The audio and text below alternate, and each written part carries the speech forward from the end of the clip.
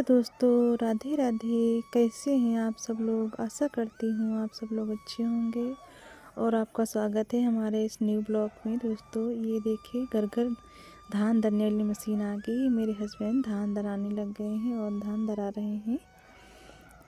घर में चावल ख़त्म हो गए हैं दोस्तों।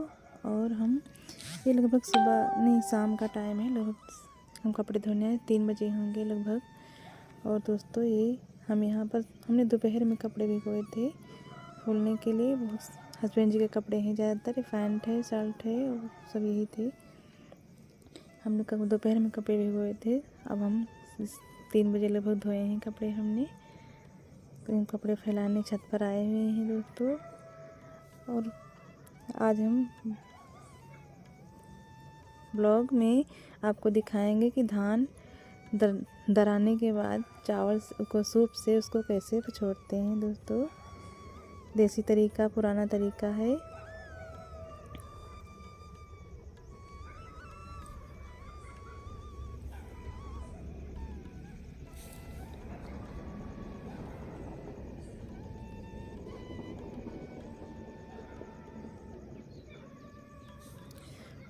तो ये देखिए, हमारे हस्बैंड जी धान दराने के बाद सीधे ऊपर लेकर आ गए हैं। जीने पे धान चावल रख दिए थे और सीधे ऊपर लेकर आ गए हैं।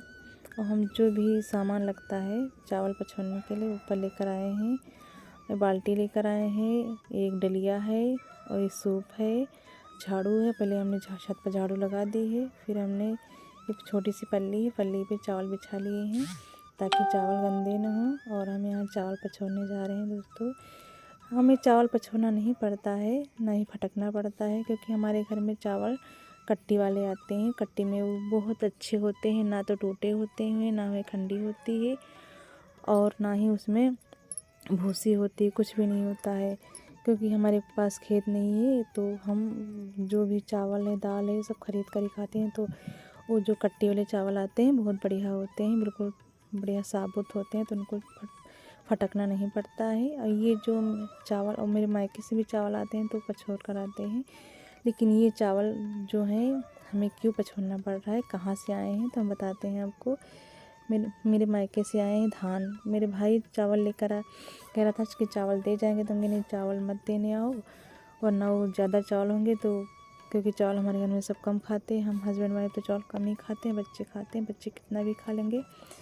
तो जो चावल है वो अगर ज़्यादा होंगे तो कुछ दिन तक रखे रहेंगे, महीने भर, तो ख़राब हो जाएंगे। तो हम वहाँ रूम से आए थे तो चावल लेकर वहाँ से लाना भूल गए हैं। तो यहाँ पर घर में धान रखे हुए थे, तो वही जब चावल लाना भूल गए हैं तो धान आज दराए गए हैं। तो हस्बैंड जी छत पर पहुँचा गए हैं, क्योंकि बोरी बहुत भारी है तो हमें लाना नहीं पड़ रहा था। तो वही इसमें बहुत ज़्यादा पैरा, भूसी और पता नहीं क्या क्या। चावल थोड़े नम थे, धान नम थे, तो हमें पता नहीं था कि सुखाने पड़ते हैं धान, क्योंकि हमने पहली बार दराए हैं, हमें नहीं पता था कि सुखाने पड़ते हैं। तो सुखा लिए होते थे, टूटते नहीं। बहुत अच्छे, बहुत पतले वाले, बहुत स्वादिष्ट लगते हैं खाने में। बहुत अच्छे वाले धान मेरा भाई दे गया था 2-3 महीने पहले लगभग। तो कब से रखे हुए थे, चूहों ने काट कर सब बिखरा दिया था। आधे बहुत सारे धान तो वो लोग खा गए थे चूहे ही। तो जब चावल ख़त्म हो गया तब इनकी धान की याद आई, तो उन्होंने हस्बैंड जी ने कहा कि इनको दरा लेते हैं। तो मशीन भी आ गई थी तो दरा लिए तुरंत। तो हमने कहा पछोड़ देते हैं इनको। और ये देखिए मेरे पास जो सूप है, ये लकड़ी का सूप है, बांस का बना हुआ होता है। मेरे पास लोहे का सूप नहीं है। मुझे पछोड़ना नहीं आता, हम कभी भी नहीं पछोड़े हुए हैं, क्योंकि हम मतलब नंबर ही नहीं आता है। कट्टी के चावल आते हैं, दाल भी उड़द की आती है, वो भी बहुत अच्छी वाली आती है, नंबर 1 की। अरहर की दाल आती है, वो भी अच्छी आती है। गेहूँ सिर्फ धोने हो, सुखाने पड़ते हैं, चावल कभी नहीं धुआने पड़ते हैं। तो हमने बचपन में सीखा है पछोड़ना छोड़ना, वो भी बचपन में सीखा था। जो बाँस के पेड़ में जो सूप क्या होता है, उससे हमने धूल मिट्टी, ये मतलब गेहूँ धान हमने पछोड़ना सीखा था। बस उसी से पछोड़ लेते। बाकी ये जो हैं बहुत ज़्यादा टूट गए हैं, साफ़ करने वाले, बीनने वाले हैं, लेकिन इतना चलने से चलते तो बहुत अच्छे से खंडी निकल जाती, लेकिन चलना मेरे पास नहीं है, सूप ही है सिर्फ। अगर खंडी निकालते भी तो आधी निकल जाती, तो फिर चावल कितने ही रह जाते। तो हमने चलने से नहीं चले, ढूंढते तो गांव घर में किसी न किसी घर में मतलब चलना मिल ही जाता, लेकिन क्या फ़ायदा होता उसका। और ये चावल खाने में बहुत टेस्टी लगते हैं दोस्तों। तो ये हमारे चावल सब साफ़ हो गए, इतना सारा कूड़ा इसमें निकला हुआ है। सारे चावल साफ़ हो गए, बाल्टी हमने ला कर रख दी, धोई ही थी अभी दोपहर में, तो ये बाल्टी ला कर रख ली हुई। यहाँ इसमें हम चावल पछोर कर अच्छे से फटक कर इसमें रख लेंगे। अब इसमें बीनना पड़ेगा।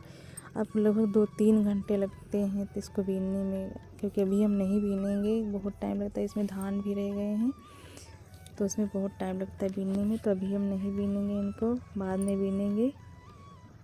बीन कर साफ़ कर लेंगे।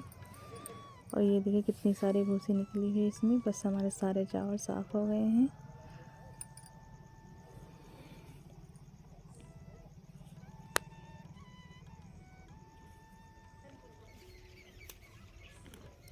और मेरी बैठे बैठे कमर दर्द करने लगी। हमने कपड़े भी आधा घंटे से धोए तक थे और ये चावल भी कुछ हो रहे हैं, तो कमर में दर्द हो गया है। तो ऐसे छत पर हम सारा सामान ले आए थे। छत पर शाम का समय है, आज बहुत ज़्यादा गर्मी हो रही है हमारे यहाँ, पता नहीं क्यों, तो बहुत ज़्यादा गर्म लग रहा था। उनके छत पर लेकर चलते हैं, तो छत पर हम लेकर आ गए थे। अब अच्छे से सब छत को साफ़ कर देंगे। छत साफ़ हो जाएगी, बस हम नीचे चले जाएंगे। ये सब भूसी है इसमें निकली हुई है।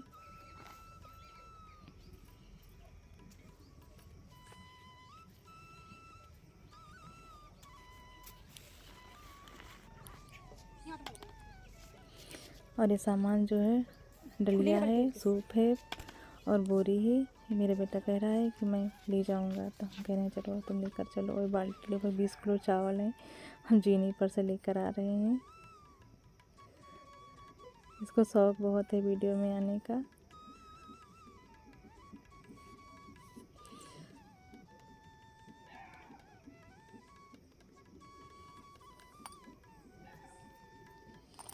तो दोस्तों ऊपर से हम ये बाल्टी और चावल की बाल्टी और झाड़ू लेकर आ गए हैं। यहाँ पर हम नीचे रख देंगे बस अब कुछ दिन के लिए, तब तक